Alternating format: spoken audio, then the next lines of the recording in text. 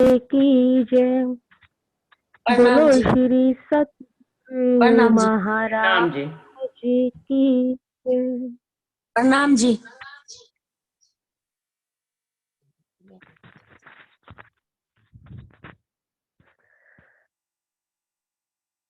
रे रूह करे ना कछु अपनी के दूर जी उम्मत माही। रे रूह करे ना कछु अपनी के दूर जी उम्मत माही। उमर गई गुन सिफत में, उमर गई गुन सिफत में, तो ही आज इश्क आया नहीं। रे रूह करे ना कछु अपनी के तूरे जी उम्मत माही के तूरे जी उम्मत माही। हक सिर पर वीद खड़े देखत नाहक तरफ आ, आ, हक सिर पर वीद खड़े देखत नाहक तरफ, जो स्वाद लगे महबूब का, जो स्वाद लगे महबूब का, तो मुख नानक से एक हरफ रे रूह करे ना कछु अपनी की तूरे जी उम्मत माहे की तूरे जी उम्मत माहे। खसम खसम तो कहती तो कोई खुद ना मुझ माही। आ, आ, खसम खसम तो कहती हो जानो खुद रहना मुझ माही। गुन अपनी अंगना पर, गुन अपनी अंगना पर बाका में आवत नाही। रे रूह करना कछु अपनी के तूरे जी उम्मत माहे के तूरे जी उम्मत माहे। महामत कहे महबूब जी कोई रहे अनार उद्दम आ, आ, श्री महामत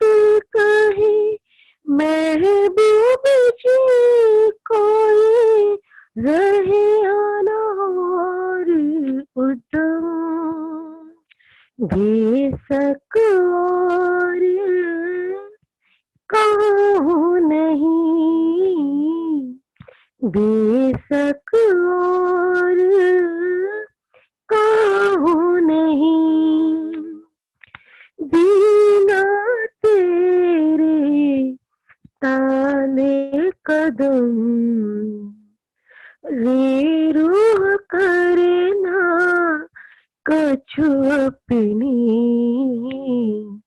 कि तू रे जी उम्मत माहे। उमर गई गुन सिफत में, उमर गई गुन सिफत में, तो है अज इश्क आया नहीं, रे रूह करना कछु अपनी, कि तू उर्जी उम्मत माहे, कि तू उर्जी उम्मत माहे। बोलो श्री प्राणनाथ प्यारे की जय, बोलो श्री सतगुरु महाराज की जय। प्रणाम जी सुंदर साथ जी। प्रणाम प्रणाम। आइए आज चलते हैं नीर सागर में। नीर ठीक सागर है। से संबंधित प्रश्नोत्तरी प्रारंभ करते हैं। सब सुंदर साथ पहला प्रश्न, हाँ शुरू करूं रुचि ना? जी बिल्कुल बिल्कुल दीदी। ठीक है ठीक है। हाँ पहला प्रश्न ये है कि नीर सागर में आनंद विहार के लिए किस दिन जाते हैं और ये कहाँ पर स्थित है?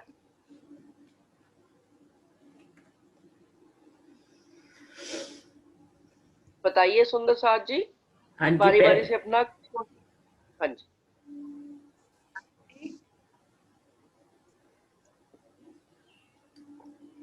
नीर सागर जो है दक्षिण दिशा में है और वो शुक्ल पक्ष की द्वितीय को जाते हैं।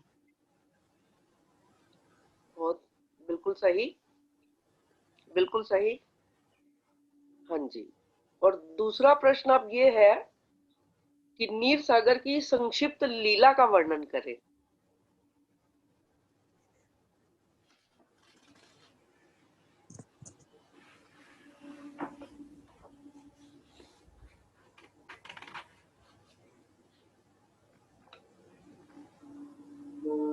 सुंदर साथ जी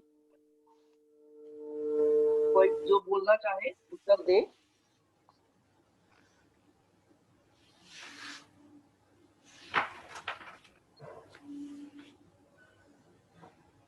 बोल रही इंदु जी, विजय लक्ष्मी दीदी, हाँ जी। कोई भी बोलिए, थोड़ा सा उसकी लीला का वर्णन बता दीजिए। बोलो श्री प्राणनाथ प्यारे की की जय। महाराज की जय। रंग महल परमधाम की दक्षिण दिशा में नीर सागर आया हुआ है। यह नीर सागर आत्माओं की शोभा का सागर है। यहाँ की संपूर्ण नूर में जमीन, वन, पशु, पक्षी, फल फूल आदि सभी लाल माणिक के रंग की शोभा से युक्त है। एक लाल रंग के अंदर अनेक रंगों की चित्रकारी होती है। नील सागर की निर्मलता का किस प्रकार वर्णन करें? इसमें अपार सुख शांति समाई हुई है। कई सुख यहाँ की शोभा को देखकर प्राप्त होते हैं। सागर में लहरों की नूर में तरंगे लहराती हुई दिखती हैं। लहरों के आने जाने से कई मीठे स्वर निकलते हैं, मधुर गर्जना होती है। कई सुख सागर में झीलना करने के प्राप्त होते हैं। सागर के चारों तरफ बड़ी रंग की हवेलियां शोभायमान है, जिसकी नूरमयी किरणें चारों तरफ जगमगा रही है। जब इन महलों के छज्जों झरोकों में बैठते हैं तो सामने पशु पक्षियों के नूरी खेल तमाशे देखते हैं।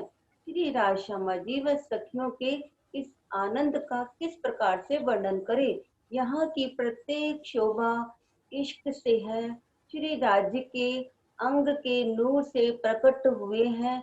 यह आठों सागर श्री महामती जी कहते हैं। हे सुंदर साथ जी, अपने निज घर के सुख को याद कीजिए। अपना निज घर एवं अपने धनी जी के मुखार बिंद की शोभा देखिए। प्रणाम जी। प्रणाम जी। और कोई सुंदर साथ भी बताना चाहे तो बता सकते हैं। प्रणाम सुंदर साथ जी, सबको प्रणाम कोटान कोट। प्रणाम जी। नाम जी। मैं हाँ जी, पिछले 3 दिन से थी नहीं, तो मन तो ये है कि पिछले 3 दिन का जवाब दूं, लेकिन मैं सिर्फ नूर सागर और ये नीर सागर, कल का भी मेरा क्वेश्चन मैंने आप लोगों की चर्चा वाली रिकॉर्डिंग में सुनी थी, तो मैं थोड़ा सा बोलना चाहती हूँ।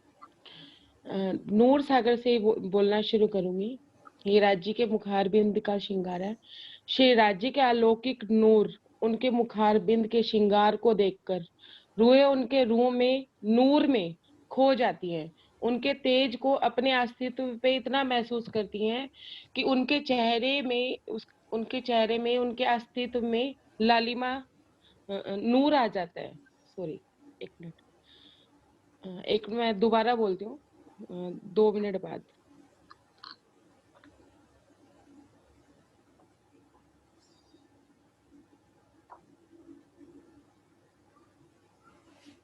हाँ जी, प्रणाम। श्री राज्य के अलौकिक नूर सागर में राज्य के मुखार बिंद का जो नूर होता है वो सखियों के नूर मैं बोल ही नहीं पा रही, और मैंने इतनी रात से तैयारी की थी कि मैं बोलूंगी, लेकिन मेरे से बोला नहीं जा रहा, कोई लय नहीं बन पा रही। मैं थोड़ी देर बाद बोलती हूँ। हाँ जी, ठीक है।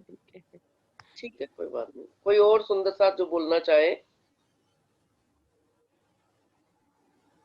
रंजना, वो सॉरी, अपने मनीषा जी नहीं आए आज अभी।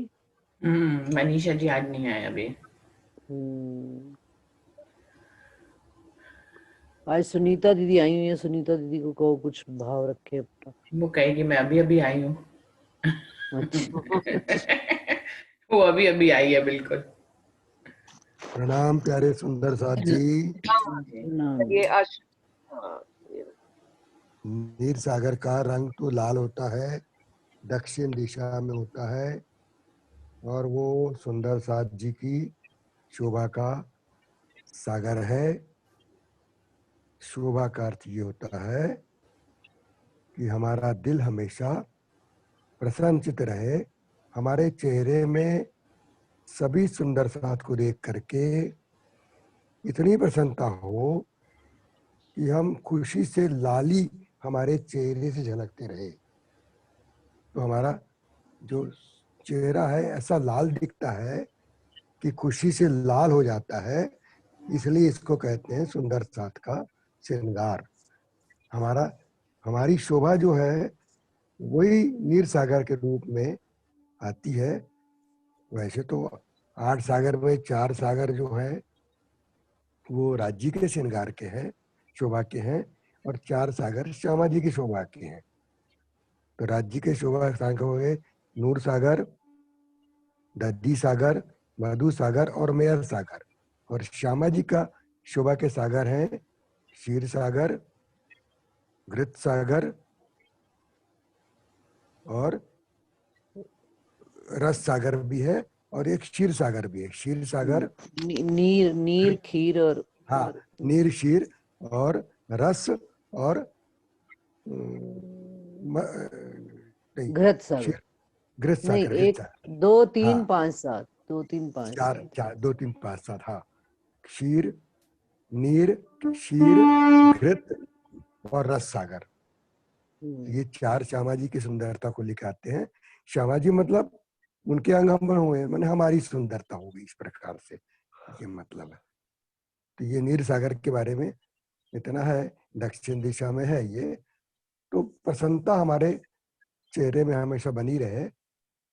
तो क्या होता है, इसलिए प्रसन्नता का सूचक है, इसलिए इसका रंग लाल बताया है। अब मूल मिलावा में भी सखियों के भीतर में वो सुंदरता, उनकी जो है शोभा है, उसी का सागर बोला गया है मूल मिलावा में। और अरविंद वैसे जी, तो कल नील कल सागर, आपने राज्य के हाँ मुखारबिंद के अंगों से एक एक सागर हाँ, घटाया था, तो उसमें नीर सागर कौन से अंग से घटाया है? नील सागर बताया था मैंने, नासिका। नासिका।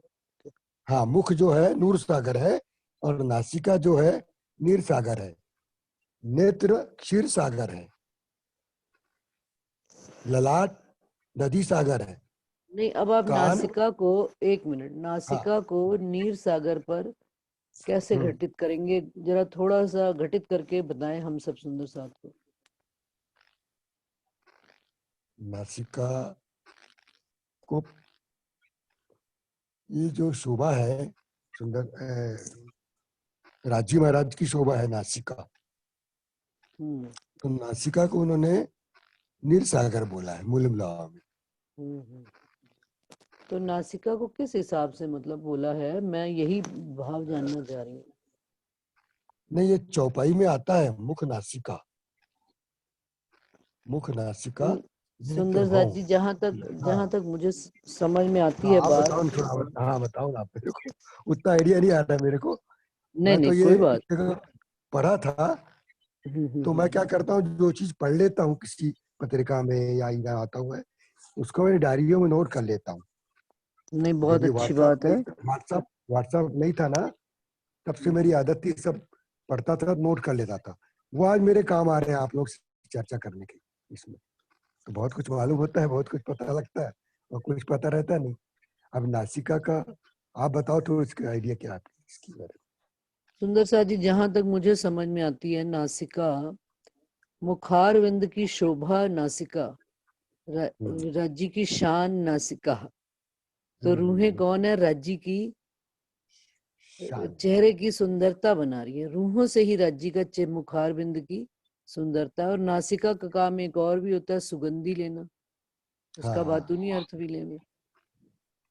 एक तो जहरी हो गया, भाई इसकी नाक बड़ी ऊंची है, इसकी नाक कहते हैं ना हम लोग, तो मतलब क्या है कि हाँ, उसके चेहरे की सारी शोभा जो है नाक से होती है। तो नासिका, रूहें जो है राज्य की नासिका के रूप में प्रदर्शित की गई है। और सुगंधी लेना, तो रूहें जो है राज्य के इश्क की सुगंधी लेती हैं, और राज्य रूहों के अंदर बसे हुए अपने प्यार की सुगंधी को ग्रहण करते हैं। जहां तक नासिका से मेरे को जितना समझ में आ रहा है, बाकी हम ये इसको यूं कहते हैं, रूहों की शोभा, नीर सागर, लाल रंग की शोभा का वर्णन है। सुंदर सा जी, यदि हम ध्यान से देखें तो दक्षिण दिशा में ही मानिक पहाड़ भी शोभायमान है। हाँ, मा, मानिक पहाड़ भी अपने में लाल रंग की शोभा लिए हुए है, और उधर इंद्रावती जी को रास में मानक दे करके भी हाँ कहा गया है। कहा गया है। तो रूहों की शोभा लाल रंग से, और लालदास जी को भी, गोवर्धन सेठ जी को लालदास करके वर्णन बीतक साहब में कहा गया है। तो लाल रूहों की शोभा से संबंधित है रंग, सारा कुछ।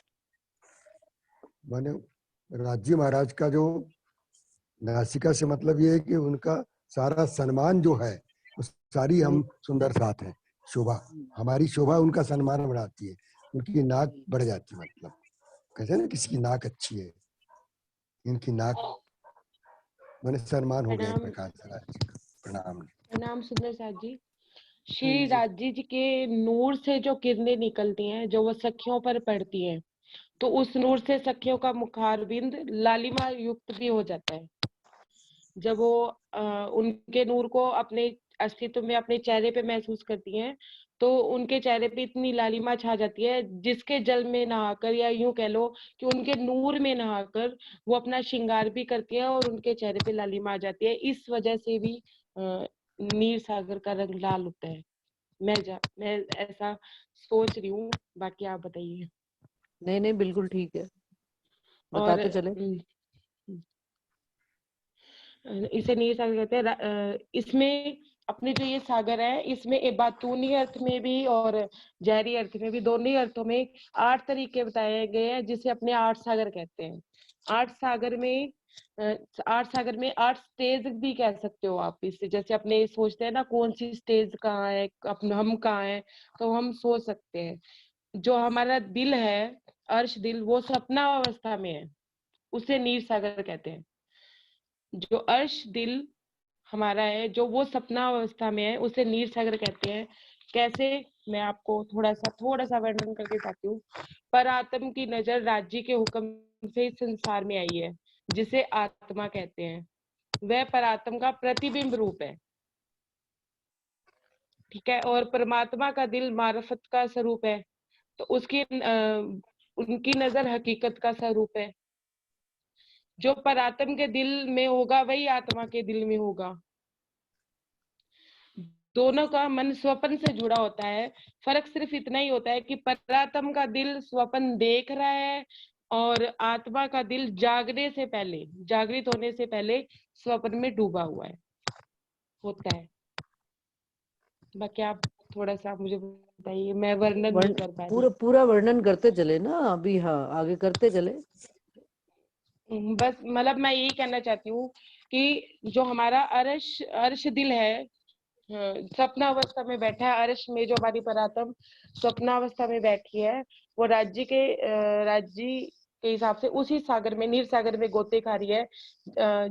ऐसे कह सकते हो कि जब राज्य का नूर पहली स्टेज में देख लो, जब हम राज्य से प्रार्थना करते हैं उनसे मिलने के लिए, तो राज्य हमें कथनी कह के, कथनी से हमें कभी मेर सागर कहलवा के, कभी वाणी पढ़वा के, ये सब पढ़वा के वो हमें नीर सागर में लेके जाते हैं। वो हमें अपनी वाणी में डुबकियां लगवाते हैं, मतलब मेर सागर करवाते हैं। तो फिर वो नीर सागर में हम अपना श्रृंगार राज्य को देख के ही करते हैं कि हाँ राज्य ऐसा है, तो हम अपनी परात्म का श्रृंगार करते हैं और हम वहीं बैठे होते हैं और स्वप्न देख रहे होते हैं। लेकिन जब तक हमारी आत्मा जागृत नहीं होती इस खंड में, तब तक हम परम धाम को स्वप्न में देख रहे होते हैं कि हाँ नहीं परम धाम ऐसा होगा वैसा होगा। लेकिन जब हमारी आत्मा जागृत हो जाती है, तब हम समझ जाते हैं कि हमारी पर आत्मा वहां बैठ के स्वप्न देख रही है। तो अर्श दिल की जो सपना अवस्था है उसे नीर सागर कहते हैं। जो अर्श में हम बैठ के स्वप्न देख रहे हैं वो हमारी जो अवस्था है वो नीर सागर है। मेरा कहने का मतलब ये है, मैं समझा नहीं पाई ज्यादा, वो आप नहीं ठीक है, काफी हद तक ठीक है। ये भी कह सकते हैं अपन की जो राज्य की नासिका है वो सुंदर साथ की मैंने अपने सखियों की शोभा है। मतलब क्या है, ये हमारी नाक है। अपन कहते हैं जैसे कोई तुमने हमारे ऐसा कर दिया तो घर की नाक कटवा दिया हमारे घर की, ऐसा बोलते हैं ना। तो परम धाम में राजी महाराज की नाक जो है, मैंने उनका सम्मान जिसको बोलते हैं पूरी, वो सारी हम सखियां हैं। ये भी सोच आता है, जिससे लिखने वाले ने लिखा है ऐसा, तो क्या सोच के लिखा है पता नहीं अंगों को। नहीं बिल्कुल ठीक लिखा है उन्होंने कि हमारी चाल, जैसे हम कहते हैं संसार में कि भाई कहलाते तो ब्रह्म सृष्टि है, परंतु इनकी चाल तो देखो, तो उससे नाम अजय। और मान लीजिए जैसे घर में भी कोई बात हो जाती है कभी भी, तो बड़े बुजुर्ग क्या कहते हैं हमको, तुम ये वाणी पढ़ती हो, राज्य से तुम ये जुड़े हो कि तुम्हारे अंदर इतनी रहनी नहीं। तो उसमें शोभा किन की खराब होती है, राज्य की शोभा पे आ जाती है कि हम राज्य से जुड़कर हमारे अंदर हमारा आचरण तक नहीं सुधरा आज तक। इसीलिए सातों सागरों को राज्य के अंग बनाया है। मतलब नहीं वो सही बताया, उसमें कोई दो राय नहीं है। ये तो अभी नीर सागर की जो बात चल रही है नासिका के रूप में, ये मैं वर्णन कर थोड़ा सा। ये विश्व परिषद की पत्रिका आती थी ना, हाँ जी, प्रणामी की, उसमें हर कुछ तो आता था हर महीने बीच में। तो मैं क्या करता था, नोट करके रख लेता सब खास खास चीजें अपने इसमें पूरी। उसमें ये व्हाट्सएप वगैरह कुछ नहीं था ना, मोबाइल वगैरह, इसीलिए जितने तक वाणी पढ़ते थे, कुछ ही पढ़ते थे पत्रिकाएं, तो नोट करके रखते थे। ये मेरी कई डायरियां बन चुकी, इसीलिए तो ये सब मेरे अभी काम आ रही व्हाट्सएप में, जो मैं सवेरे लिख के भेजता हूँ रोज। आपने देखा होगा खिलवत की रूहों में भी आता है रोज सवेरे। ये सब मेरा लिखा हुआ, देखा हुआ, लिखा हुआ सब लिखा रखा हुआ मेरे पास, तो भेजते रहता हूँ रोज लगातार। हाँ जी सुंदर साथ जी, और कोई बताएंगे? आशा आंटी,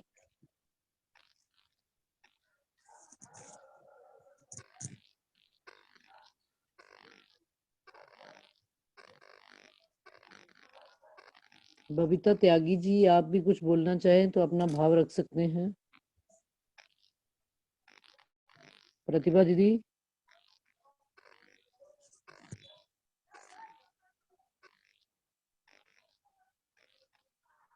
आज सब अपनी अपनी शोभा में खो गए हैं, क्या बात है नीर सागर में?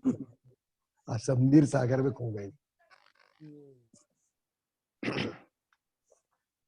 डॉली दीदी, आप ही एक बार पूरा उसका वर्णन कर दे। प्रणाम जी। प्रणाम। हाँ, नहीं, मैं अगला प्रश्न पूछती हूँ। 3-4 प्रश्न मेरे मन में थे जो मैंने लिख रखे थे, है ना? तो अब नीर सागर की संक्षिप्त लीला के बारे में तो ये हो गया। अगला प्रश्न ये है, नूर और नीर, नूर एवं नीर का संबंध क्या है, ये बताएं अपने शब्दों में, थोड़ा वर्णन करें। नूर सागर और नीर सागर का आपस में कैसा संबंध है?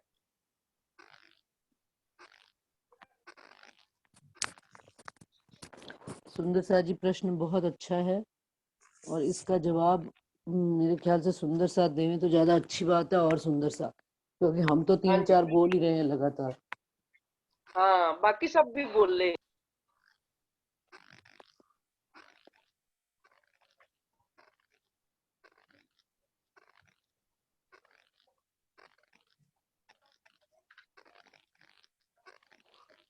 अंशु जी अभी नहीं आई है क्या?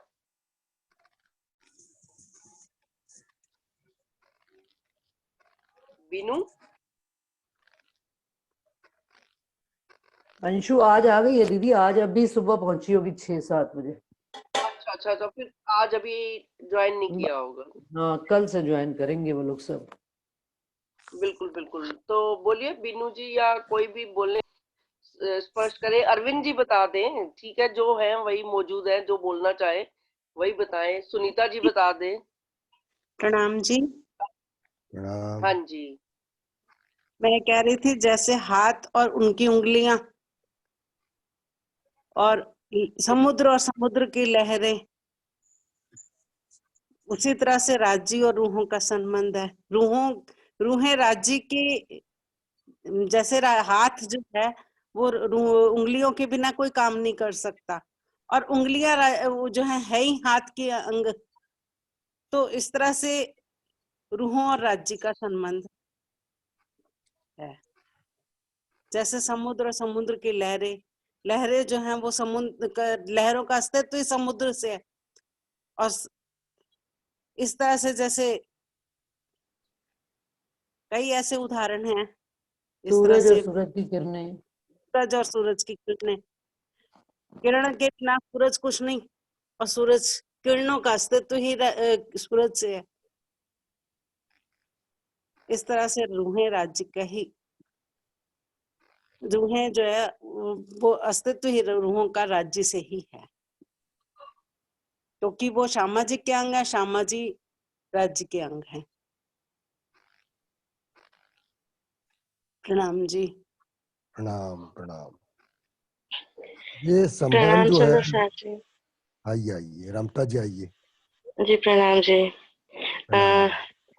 अभी जैसे रंजना जी ने एक्सप्लेन किया है, या बाकी संत ने एक्सप्लेन किया है कि राज्य नूर सागर राज्य के मुखारबिंद की शोभा है, और इस राज्य के मुखारबिंद की शोभा से शोभा का आनंद लेते हुए सखियां इतनी प्रसन्नचित हो जाती हैं कि उनके चेहरे पे लालिमा आ जाती है। और जैसे बताया गया कि नासिका की शोभा भी है यहीं पे। तो उनकी जो है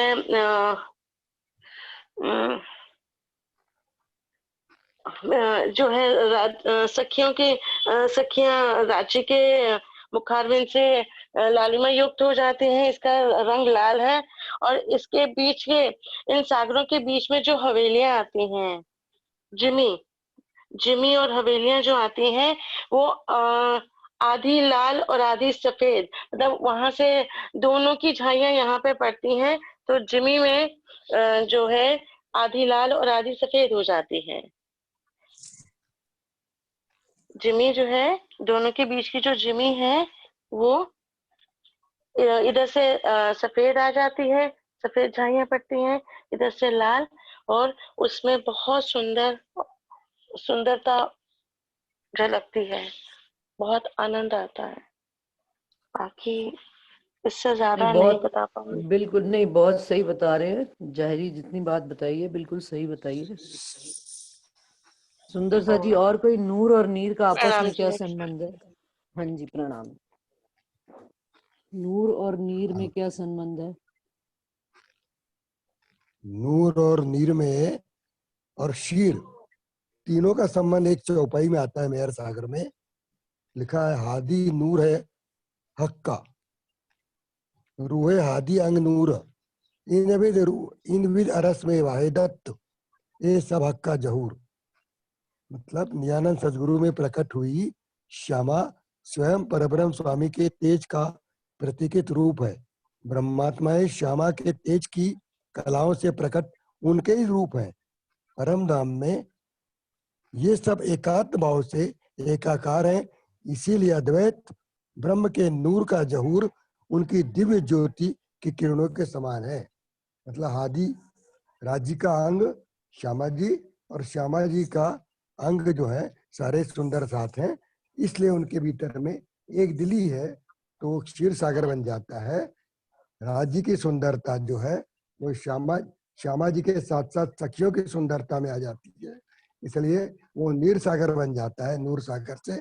और बाद में जब सबके बीच में एक दिली होती है तो वो क्षीर सागर बन जाता है। तीनों सागर को मिला करके ये चौपाई आती है मेहर सागर में, चौथे प्रकरण में 32। मेरे ख्याल से श्रृंगार के सागर भी यही चौपाई। प्रणाम जी। हाँ जी, इंदु जी आप बोले या सुनीता जी बोले? हाँ जी, प्रणाम जी सुंदर सा जी। नूर सागर राज्जी महाराज की सत्ता का स्वरूप माना जाता है, क्योंकि राज्जी महाराज की मुखारबिंद का है, मुखारबिंद यानी कि जहरी शोभा। तो राज्जी महाराज की इस संसार में जहरी शोभा अक्षर ब्रह्म से है, वही संसार बनाते हैं और मिटाते हैं, और सारी दुनिया उन्हीं को ही पूर्ण पार ब्रह्म जानती है। ये तो हम रूहें जानते हैं कि पार ब्रह्म से भी ऊपर जो न्यारे हैं वो राज्जी महाराज हमारे हैं।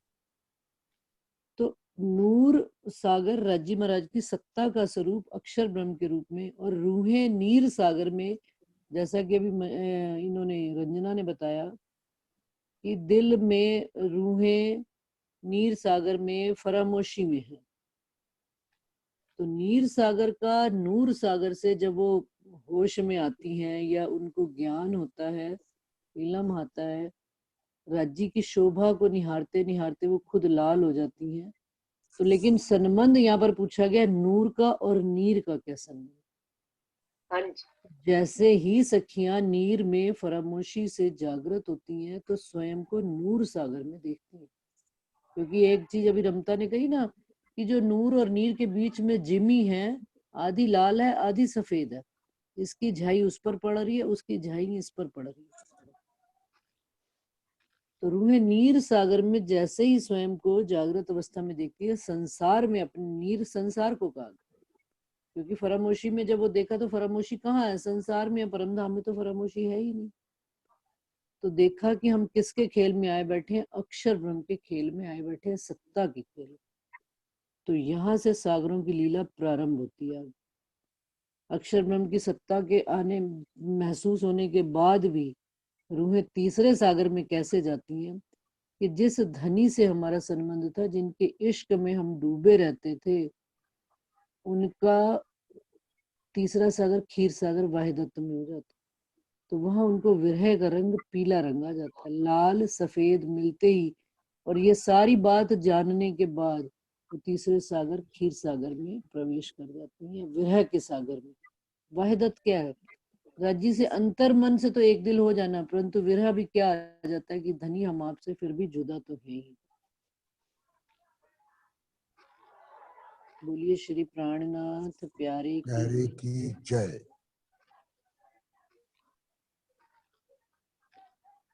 और कोई सुंदर साथ जी?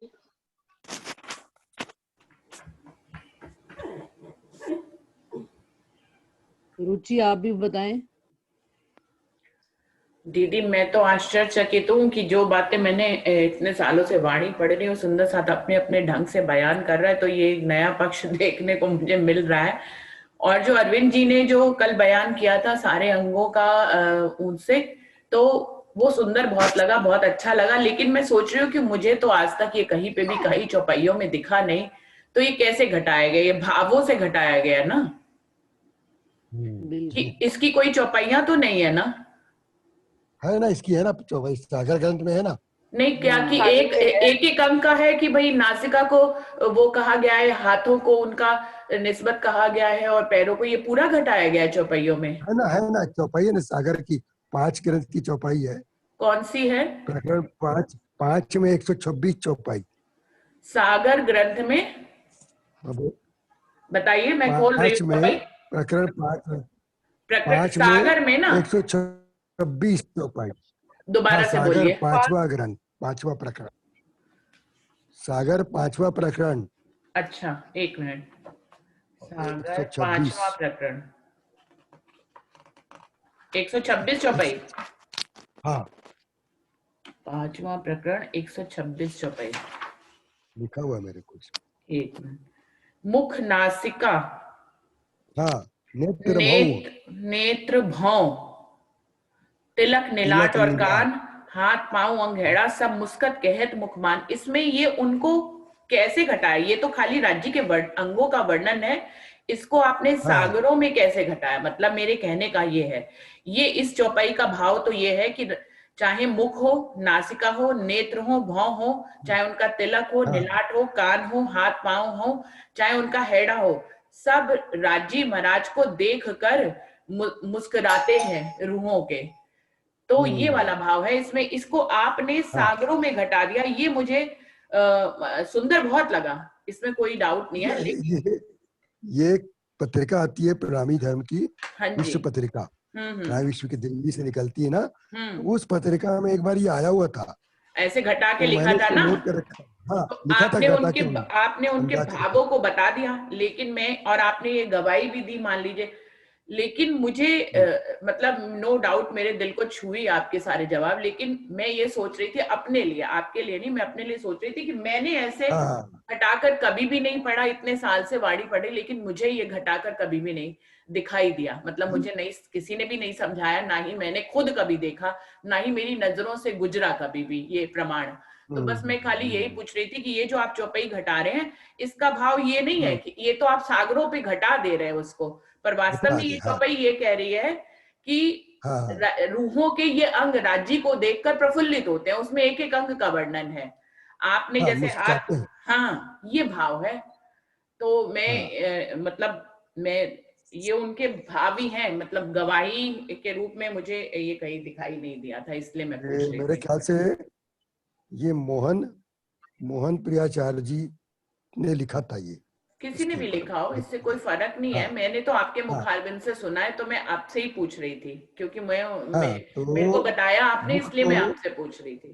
तो राज्य का जो मुख है वो मेरे हिसाब से नूर सागर हो गया, नासिका को नीर सागर, नेत्र जो है एक दिली का सागर है, दोनों नेत्रों में एक दिली रहती है ना, बाई आंख और दाई आंख, तो दोनों आंख मेरे ख्याल से एक दिली का प्रतीक है, तो नीर सागर हो गया राज्य की दोनों आंखें, है ना। उनका ललाट जो है उस पर से श्रृंगार करते हैं अपन उनका। अब देखिए आपने इसको घटा दिया, इसके बीच में भाव और तिलक छूट गए।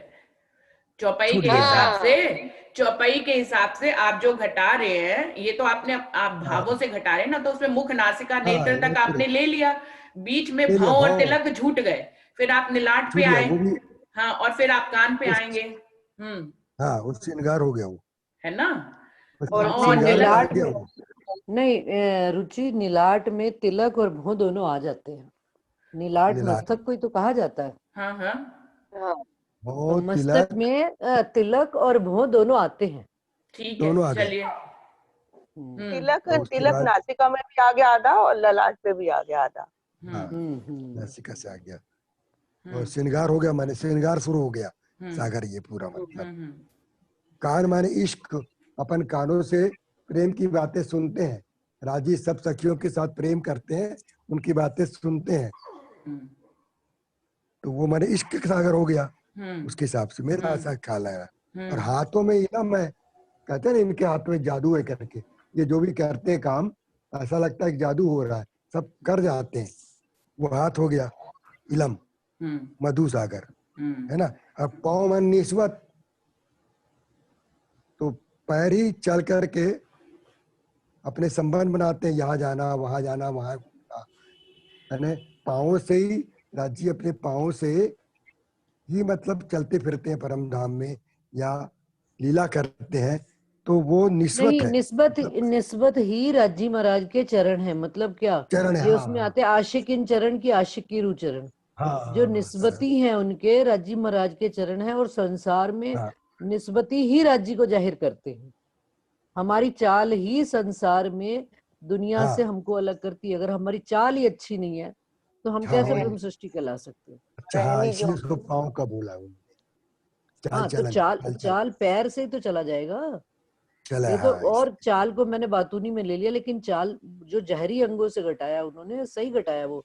और इसका वीनू अगर आपको ध्यान हो तो मनीषा जी ने पूरा वो जो लेख था उसमें से इसमें खिलवत रूहों की में उन्होंने पूरा भेजा भी था, एक एक नेत्र, एक एक अंग से, एक एक मतलब अंग से एक एक वो सागर का। और मेहर मेहर वक्षस्थल, खाली वक्षस्थल रह गया ना।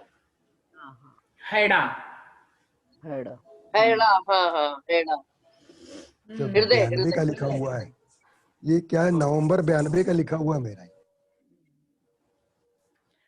बहुत अच्छा बयान किया है, बहुत अच्छा बयान किया है, ऐसी बात नहीं है।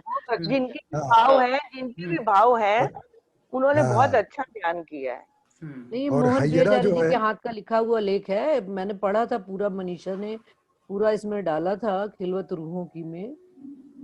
तो ये ऐसा नहीं है कि ये। और सुंदर सा जी एक चौपाई और भी आती है, जाहिर पहचान है तिनकी ले चले मायने बातून, कि यदि चौपैया अगर हमने जहरी जहरी पढ़ ली और जहरी जहरी समझ ली तो फिर उसमें विशेषता क्या है?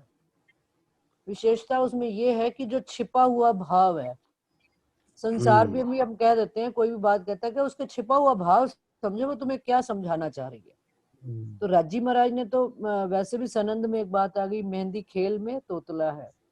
तोतले का क्या अर्थ होता है कि बच्चा ही माँ की भाषा समझ सकता है और माँ ही बच्चे की भाषा समझ सकती है। तो राजी महाराज ने बात सारी अपनी इशारों में कही गई है, तो इशारे रूहें ही समझ पाएंगी, और उन इशारों को बातूनी भाव ही कहा गया है। ये सारा वाणी में वर्णन आता है, ऐसा कुछ नहीं है कि हमने किसी ने भी मन से वर्णन किया है। और मैं अभी इनकी मैं पढ़ रही हूँ लालदास जी की बड़ी व्रत, तो उसमें भी ये चीज जो अभी डॉली दीदी ने क्वेश्चन पूछा है, नूर सागर और नीर सागर का क्या रिलेशन है, संबंध है, तो वो भी उसमें बड़ा अच्छा तरीके से वर्णन किया जा रहा है कि नूर सागर के अंदर ही जागृत बुद्ध और निज बुद्ध का, नूर सागर से ही तो आया है जागृत बुद्ध और निज बुद्ध। बिल्कुल बिल्कुल। तो वो जागृत बुद्ध और निज बुद्ध ही हमें नीर सागर की शोभा का वर्णन बता रहा है। हमें हमारी शोभा भी तब तक नहीं पता थी जब तक हमें जागृत बुद्ध नहीं मिली थी। तो इसलिए ये सारी चीजें एक से, अब हम केवल ये सोचे कि हमने इतने में ही ये बात है, नहीं, पूर्ण समाज जो हमारे धर्म के ग्रंथ हैं और भी हमें इनका समग्र मंथन करके एक चीज जब रिजल्ट आता है उसको उन्होंने हमारे आगे गुरुजनों ने उसको एक हमारे सामने शॉर्ट रूप में प्रस्तुत किया है। एक ये इसी प्रकरण की, जो सागर के प्रकरण की जो 8वीं चौपाई भी है, उसमें भी ये स्पष्ट किया है, एक सागर कहो तेज जोत को, दूजा शोभा सुंदर, कई तरंग उठे इन रंगों के, खोल देखो आंख अंदर। क्योंकि पहला सागर जो है तेज यानी ज्योति यानी नूर प्रकाश का सागर है, जिसका पहले वर्णन किया गया, और दूसरा सागर सखियों के सौंदर्य की शोभा का सागर है। और पहले सागर से यानी नूर सागर से जो सुंदरता की तरंगे उठती हैं, तो वही नीर सागर के रूप में परिवर्तित हो जाती हैं। दूसरा एक जो मूल संबंध समझ में आता है कि जैसे एक हीरा होता है, तो हीरे का बाहरी सौंदर्य और अंदर का सौंदर्य, बाहरी सौंदर्य क्या है, नूर, और अंदर का जो पानी होता है हीरे का, वो है नीर सागर, जो पानी की तरह झिलमिलाता है ना, चाहे उसमें लालिमा है या सफेदी है। तो राज्य के जो मुखार बिंद की शोभा का जो जल है, वो ये सखियां है, नीर सागर है, वही रूहों की शोभा है। ये जल को ना आप, उस जल को आप बोला जाता है। हाँ जी, आप भी कहते हैं, तो वही रूहों की शोभा का सागर है। और दूसरी बात ये कि जैसे राज्य महाराज के दिल में 8 सागर समाये हुए हैं ना, उसी तरह रूहों के दिल में भी 8 सागर समाये हुए हैं। यही संबंध मुझे तो समझ आया नूर और नीर का, जो संक्षेप में बिल्कुल इन शॉर्ट। बाकी तो सबने अपने अपने भाव से बहुत सुंदर, बहुत अधिक बातें सुनने को जानने को मिल रही हैं, इसलिए राज्य महाराज की जो मेहर है बहुत अधिक बरस रही है, मुझे तो ऐसा लगता है। सुंदर साथ जी आगे बढ़े अगले प्रश्न पे। हाँ बिल्कुल बढ़िया दीदी। मेहर सागर है, मेहर सागर 8वां मेहर सागर, वो हृदय है, राज्य का हृदय है। हाँ जी, हाँ जी, अभी आप नीर सागर का ही प्रश्न सुनिए तीसरा। हाँ जी दीदी पूछिए। हाँ, नीर सागर की जो पहले प्रकरण की एक अंतिम चौपाई है, श्री मोहम्मद कहे बैठिया देख के, हक हसत है हम पर, कहे इन विद देखो खेल में, भेलिया रहे क्यों कर। इस चौपाई के भाव अपने अपने शब्दों में वर्णन करें सब। श्री मोहम्मद कहे बैठिया दे के, हक हसत है हम पर, कहे इन विद देखो खेल में, भेलिया रहे क्यों कर। सुंदर साथ जी, कल वाली चौपाई का भी हम किसी ने विस्तार नहीं किया था, हक को हक देखत। हाँ हाँ थी। हाँ, रुचि दीदी करें आप वर्णन। हाँ पहले उसका कर ले, इसका पहले आप कल वाली चौपाई पढ़िए पहले दोबारा। हाँ, एक हाँ मैं पढ़ती हूँ।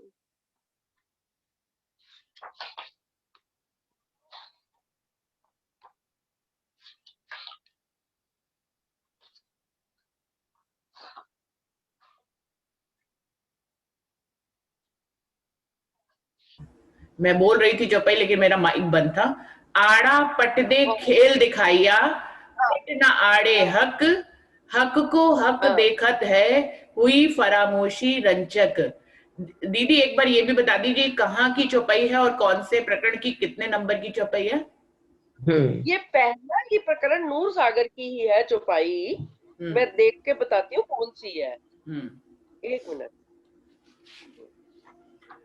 रंजना जी आप इस चौपाई को बताएंगे ना? नहीं आप ही बताएंगे दी। क्यों? मैं बोल नहीं पाई, पहले ही नहीं बोल पाई। मैं कोई बात नहीं, इसको बोल लोगे, बोलो ना, बोलो ना, बोलो बोलो, अच्छा प्रणाम जी सुंदर साथ जी। प्रणाम जी। आप ही करिए। प्रणाम जी सुंदर साथ जी। प्रणाम जी। प्रणाम प्रणाम। आड़ा पट दे खेल दिखाइया, ये क्या हुआ? कल आपने चौपाई बोली, मैं ढूंढ रही थी, मुझे मिली नहीं कहीं, पता नहीं मुझे रात को नींद खुल गई तो थोड़ी सी दिमाग में थोड़ी सी बात आई, वो बुद्धि चौतरे जैसे वो बोलती होती ना शायद, तो आड़ा पट तो दे ही रखा है, तो ये अपन माया देख रहे हैं वहीं परमधाम में बैठे बैठे। यही नीर सागर में ही तो परमधाम सखियों की जो शोभा बताई है। अपन ने खेल मांगा, राजी ने मना किया, हमने अड़े। और क्योंकि मेन तो ये समय ऐसा था नीर सागर का कि राजी महाराज खुद ही चाहते थे हमें खेल दिखाना, और हम उपजे और हम आए। अब ये आड़ा पट ही है, आड़ा पट के देकर खेल दिखा दिया। आड़ा पट दे खेल दिखाइया, पटना आड़े हक, पटना आड़े हक। हक के आड़े पट नहीं है, हक के हक हमें मतलब देख पा रहे हैं शायद, और हम नहीं देख पा रहे, जो मैं समझी। फिर मेरे को 3 चरण याद आए रात को। हक तो राजीव राज है ही है। उसके बाद उन्होंने शायद मुझे कंफर्म नहीं कह सकती कि रूहों को भी हक कहा है। हक ही हक को देखकर, क्योंकि हम रूहें रख के अंदर से ही तो आए हुए हैं, हम अलग से तो है ही नहीं। परमधाम में तो सिर्फ एक हक ही हक है। और मुझे ऐसा भी स्ट्राइक कर रहा है दिमाग में कि जब आपने ये चुपाई पढ़ी थी, मेरे दिल में बहुत चुभी थी, और आपने ही ये अर्थ बताया था। ऐसा भी याद आ रहा है, पता नहीं गलत है या नहीं। हक को हक देकर हुई फरामोशी रंजक। अगला खंड ये है, थोड़ी देर के लिए फरामोशी। हाँ, फरामोशी तो रंजक हुई है, वहां फरामोशी हो ही गई, होश तो रहा ही नहीं। एक मिनट में एक चीज बताना चाहती हूँ। चौपाई जो है चौथे प्रकरण की 29वीं चौपाई है। कल क्योंकि पहले ये डिसाइडेड नहीं था ना, तो सारे सागरों से रिलेटेड पूछ रहे थे। तो बाद में तो ये आ गया था। अब ये तीसरे सागर में ही लेंगे इसको। आज वाली चौपाई का पहले वर्णन करिए। ये आड़ा पट दे में तो हो गया, दीदी ने बताया अभी जो कि हक को हक देखत, इन्होंने भी बहुत अच्छा बताया कि रूहों को भी हक ही कहा गया है। तो आप पहले, अब क्रम जब डिसाइड हो गया है तो हम उसी क्रम से चले। तो जो है नीर सागर की जो बोली है, श्री मोहम्मद कहे बैठिया देख के हक हसत है हम पर, कहे देखो इनविद खेल में भेलियां रहे क्यों कर। प्रणाम जी सुंदर साथ जी। प्रणाम जी, प्रणाम जी। हाँ, मुझे इस चौपाई का ये समझ में आता है कि परमधाम में राजी जब हमें खेल दिखाने बैठे तो हम सब आपस में अनार के दानों की तरह चिपक कर बैठ गए कि एक उंगली तक अंदर जानी तो सबको पता है। हमें आपस में इतना, और जब इस संसार में आया तो राजी ने अपनी रूहों का ध्यान सब अलग अलग जीवों पर डाल दिया। तो सब जीवों का स्वभाव, सोच समझ, रहन सहन का तरीका सब कुछ अलग है। राजी को चाहने का तो यही तो राजी का, और सबका स्वभाव अलग होने के कारण हम एक दूसरे को मिलना, बात करना, ये एक दूसरे में गुण अवगुण देखने में लगे हुए हैं। तो राजी यही बात कह रहे हैं कि वहां तो हम कितनी सट कर बैठे, हमें किसी में, क्योंकि वहां पे तो गुण अवगुण वाली कोई बात ही नहीं है, वहां सबकी एक दिली है। पर संसार में आकर ये सब राजी ने हमें दिखा दिया। ये सब मुझे इस भाई का ये समझ में आया। अच्छा, बहुत अच्छा वर्णन किया प्रवीण, सही वर्णन। हाँ जी, कोई और सुंदर साथ?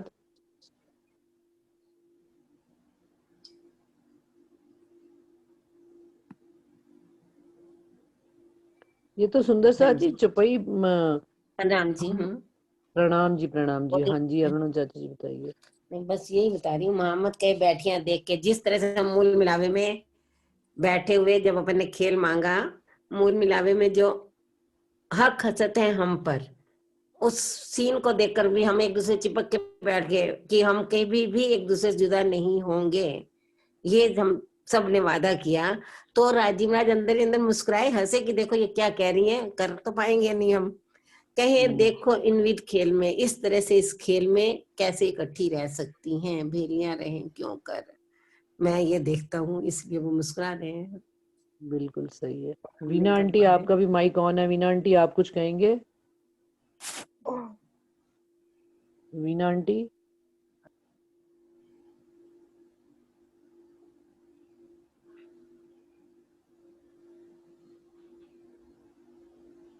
प्रतिभा दीदी। बस वो मुस्कुरा कर राजी कह रहे हैं, सोच रहे हैं, हंस रहे हैं। ये जो सखियां इतना दावा कर रही है कि हम आपको भूलेंगे नहीं, अपने घर को नहीं भूलेंगे, और एक साथ रहेंगे, और खेल में जाकर के अपने आप को नहीं भूलेंगे, आपस के संबंध को नहीं भूलेंगे, और सब एक साथ इतना अच्छा रहेंगे। और हो रहा है इसलिए वो हंस रहे हैं, लेकिन एक्चुअल क्या हो रहा है? सब उल्टा रहा है। हम एक साथ रहेंगे, अच्छे रहेंगे करके ये वादा किया था, वादा नहीं निभ रहा है करके इतने प्रकार के संकट दुनिया में आ रहे हैं। देखिए आज आज की तिथि जो है वो इसको उजागर कर रही है कि आज कितने प्रकार के संकट आ रहे हैं विश्व में, और ये सारी सखियां, सारे लोग सखियां ही तो है परम धाम की। आखिर दास जी महाराज की ब्रह्म सृष्टि ब्रह्म समान ब्रह्म की है, तो ये ब्रह्म सृष्टियां जो है वादा किया था अच्छे रहेंगे, लेकिन आज देखिए दुनिया में कौन कितना अच्छा रह रहा है, एक में के खिलाफ पूरा वातावरण विरोधी है, वो उसको मार करके अपना सारे सुख लेना चाहता है। एक साथ रह करके सारे सुख ले सकते हैं, उसको छोड़ करके एक दूसरे को खत्म करके ये सुख लेना चाहता है, आज दुनिया में है। इसीलिए हो सकता है राज जी महाराज ने परब्रह्म की इच्छा से ही ये सब हो रहा है कि इनको सबको एक प्रकार का सिखापन दिया जाए सारी दुनिया को, कि तुम लोग वादा करके आए थे एक साथ रहोगे, एक दिल में रहोगे, अच्छे रहोगे, और आपने ये वादा नहीं निभाया। आप अपने आप से वादा निभा नहीं रहे हो, इसलिए आपको एक कष्ट सहन करना पड़ रहा है। मैं समझता हूँ प्राणनाथ जी की जो इस चौपाई के माध्यम से हम ये सिखा रही है चौपाई कि अब तो, अभी तक नहीं, कम से कम अब तो हम सब ने अच्छी तरह रहना आपस में सीखना चाहिए और रहना चाहिए, तब हमारा वादा पूरा होगा। ये इस चौपाई का मतलब मैं निकाल रहा हूँ।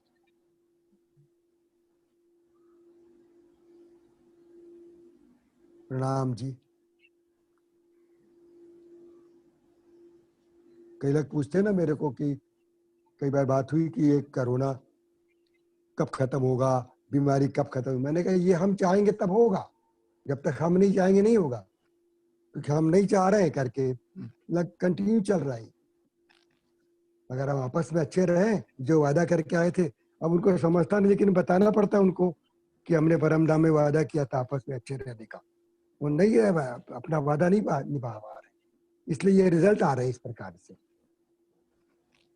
हाँ जी डॉली दीदी, अब आप इस चौपाई को जरा एक सार रूप में शॉर्ट में वर्णन करें और फिर क्लास क्लोज करेंगे। हाँ जी।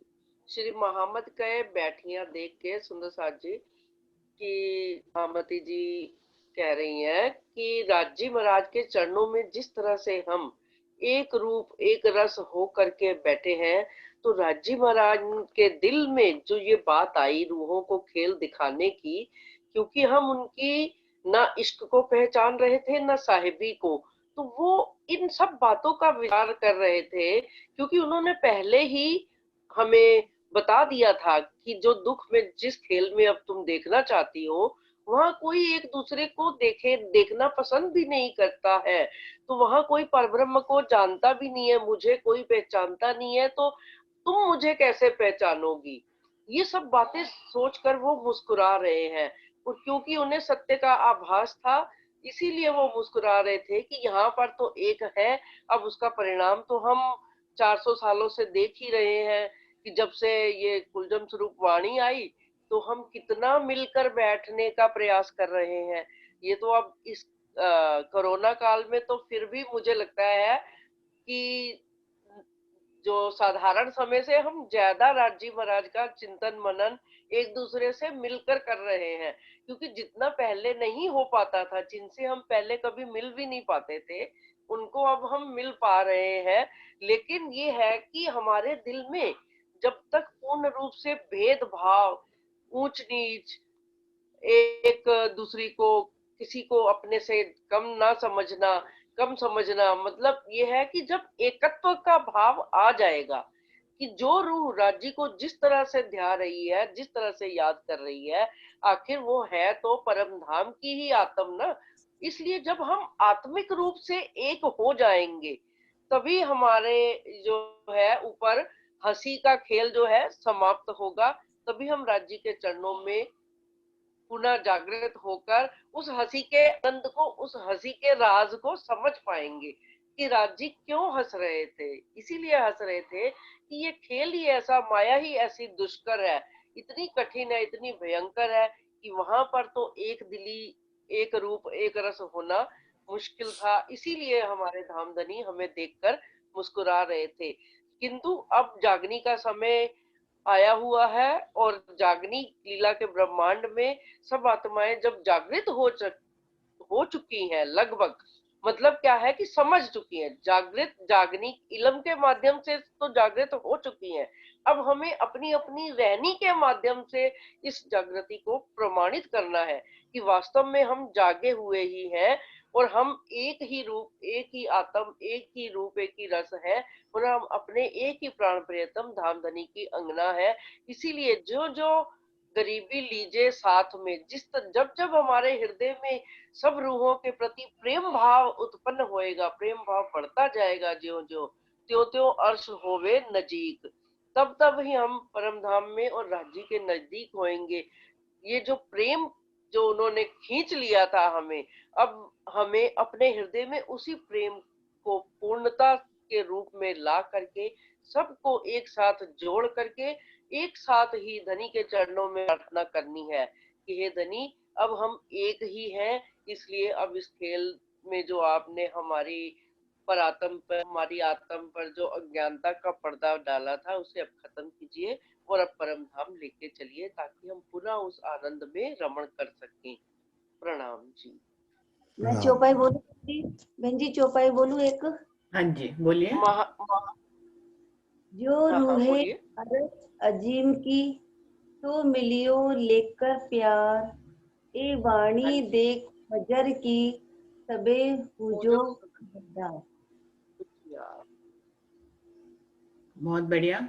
इस चौपाई में मैं ये बताना चाहूंगी कि ये जो महामती कहे बैठियां देख के, ये अव्वल की चौपाई है। अव्वल की मतलब जहां परम धाम से हम चलना शुरू हुए। जब राजी से खेल मांगा तो राजी महाराज ने मूल मिलावे में बिठाकर और रूहों को इस तरह सटा सटा देखकर राजी महाराज मुस्कुरा रहे हैं कि देखे खेल में ये भेलियां कैसे रहती हैं। ये तो इसका शाब्दिक अर्थ है और सबने ऐसा बताया भी। लेकिन ये जो हक हसत है, ये जो इसमें है, इसमें अंतिम अवस्था की भी बात शामिल है। जैसे कि अव्वल की ये चौपाई है, लेकिन अंतिम अवस्था भी ये होगी। राज्य हंस रहे हैं क्योंकि राज्य के आगे पर्दा नहीं है, इसलिए वो अव्वल और आखिर देख सकते हैं। तो वो हंस रहे हैं कि अभी ये खेल में जाने वाली हैं और क्या क्या नहीं करेंगी, लेकिन जब खेल में वापस आएंगी तो इसी मूल मिलावे में राज्य के हंसी के साथ सभी रूहें भी शामिल होंगी, क्योंकि वो भी फिर अपने आप को जब देखेंगे कि हम भेली नहीं रह पाए। तो इसमें राज्य की हंसी में अंतिम अवस्था भी शामिल है। हम सब उनकी उस समय की अवस्था की हंसी को देख पा रहे हैं, लेकिन इसमें अंतिम अवस्था जो अखंड होने के बाद सब रूहें पहुंचेंगी, तो इस हंसी में राज्य की वो अवस्था भी शामिल है। वो अव्वल से आखिर तक सब देख रहे हैं और इसीलिए वो मुस्कुरा रहे हैं। बिल्कुल बिल्कुल बिल्कुल मुस्कुराहट के देखिए एक प्रणाम जी। इसमें मैं एक चीज और ऐड ऑन करना चाहती हूँ चौपाई में, कि मैं हक को अर्श में जुदे जानती, मैं परम धाम में राज्य महाराज को अपने से जुदा जानती थी। और लियावती मीने शब्द, जब हम यहाँ पर आए हैं परम धाम से, इस योग काल माया के ब्रह्मांड में आए हैं और उनके इल्म से हमें पता लगा कि वहाँ सारी लीला राज्य महाराज के दिल से होती है और वहाँ रूहों की जो रहनी है, कहनी करनी रहनी, सब इश्क की थी।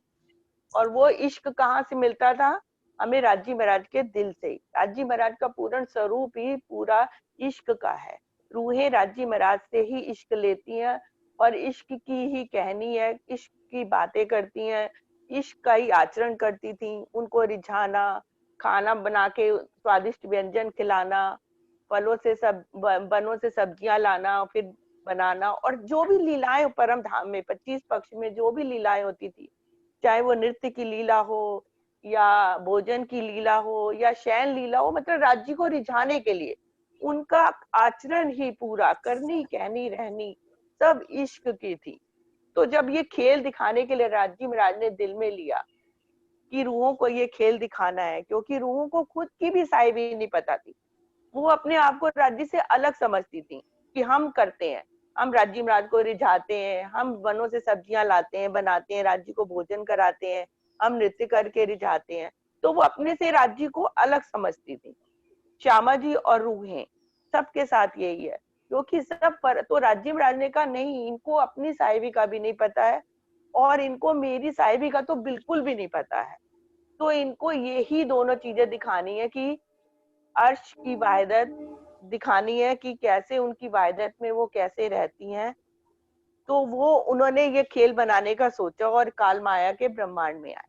तो वो हम पे हंस रहे हैं, जैसे हम जुदा एक गलबैया डाल के बैठ गए मूल मिलावे में आके कि चलो खेल दिखाने, राजी महाराज आज कौन सा खेल दिखाओगे। तो वो सारी बातें बताते हैं कि तुम्हें मैं ऐसे ब्रह्मांड में भेजूंगा जहाँ ना किसी को मेरी पहचान होएगी ना तुम्हारी पहचान होएगी, तुम अलग अलग पानी पत्थर आग को पूजोगे, किसी को मेरी बिल्कुल पहचान नहीं है। तो वहां पे मैं तुम्हें देखूंगा कि कैसे तुम भेलियां होके मेरी पहचान करती हो। यहाँ तो तुम्हारी कहनी करनी रहनी सब हमको हंस रहे हैं, मुस्कुरा रहे हैं, क्योंकि उनके आगे कोई पट नहीं है। वो दिल रूपी पर्दे पे ये खेल दिखा रहे हैं राजी महाराज। तो फरामोशी रंजक किसको दी है? रूहों को। तब वो काल माया के ब्रह्मांड में आई हैं और अजमाइश कर रहे हैं राजी महाराज रूहों की, वो ले आओ प्यार करो दीदार, देखता हूं मैं जैसे जिस तरह से तुम यहाँ तुम्हारी कहनी करनी रहनी इश्क की है, तो जब वो तुम्हारी रहनी वहां पे वो इश्क लाओगी तो मुझे पा पाओगी। वो ऐसा ब्रह्मांड है। तो रूहें कहती है हम कहाँ जाएंगे, हमको जुदा तो हो नहीं रहे हैं, तो हम तो आपके चरणों में ही बैठी हैं, जुदा करोगे? तो कहते जुदा नहीं करूंगा, मैं आपको चरणों में ही बैठा के वो खेल दिखाऊंगा।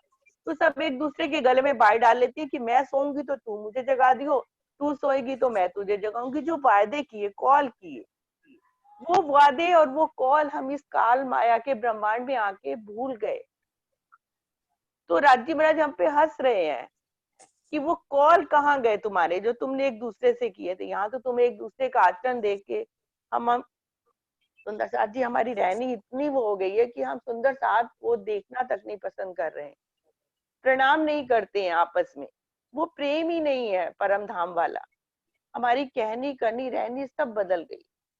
तो जब वो कहनी करनी रहनी एक सार हो जाएगी परम धाम वाली, तो फिर तो कोई दूरी नहीं है। परम धाम में ही बैठे हम ये खेल देख रहे हैं, ना कोई आया ना कोई गया।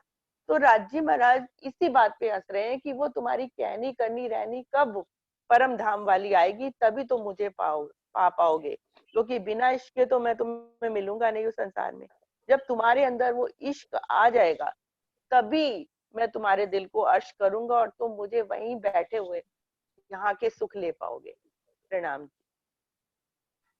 हाँ जी सुंदर साथ जी, अब अंतिम चौपाई बोलकर हम इस आज नीर सागर की चर्चा को विराम देंगे। श्री मोहम्मद कहे मेहर हक की, श्री मोहम्मद कहे मेहर की, रूहों आवे एक नजर, तो तब ही रात को मेट के जाहिर करे फजर।